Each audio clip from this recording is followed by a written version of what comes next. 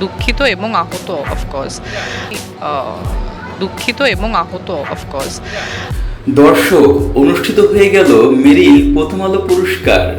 সেখানে খুব ভালোই উপস্থাপনা করেছেন আরফান নিশো এবং তাসনিয়া ফারিন। দুজনের খুনসুটিতে ভরেছিল মেরিল প্রথম আলো পুরস্কার। তোমার নামে কিন্তু অনেক উল্টাপাল্টা শোনা যায় যে তুমি ঘরের ভিতরে খুব সৈরাছেন। কে বলছে কথা কাটতে লাগলো তারে?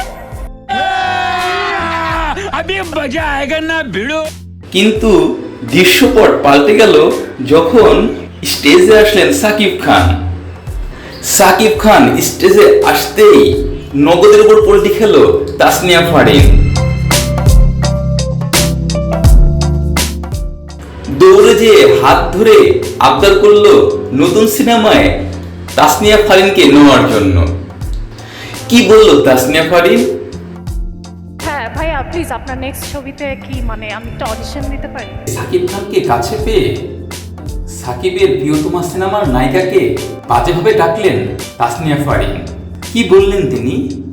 ভাইয়া বলছিলাম যে আপনি তো এখন অনেক সিনেমা করছেন, আমার একটা সিনেমা আসছে কোরবানি ঈদে, একটু মানে ইধিকা টিধিকা তো আছে, মানে ইধিকা টিধিকা তো আছে, মানে ইধিকা টিধিকা তো আছে। এই কথাগুলো কলকাতায় ইধিকা পালের কাছে যেতে সময় লাগেনি, সাথে সাথে প্রতিক্রিয়া জানিয়েছে তিনিও।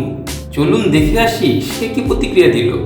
আমি যতটা আপসেট হতাম বা যতটা দুঃখ পেতাম বা আহত হতাম, আমিও ঠিক সেরকমই ফিল করছি। আমি ততটাই আপসেট এবং ততটাই আহত।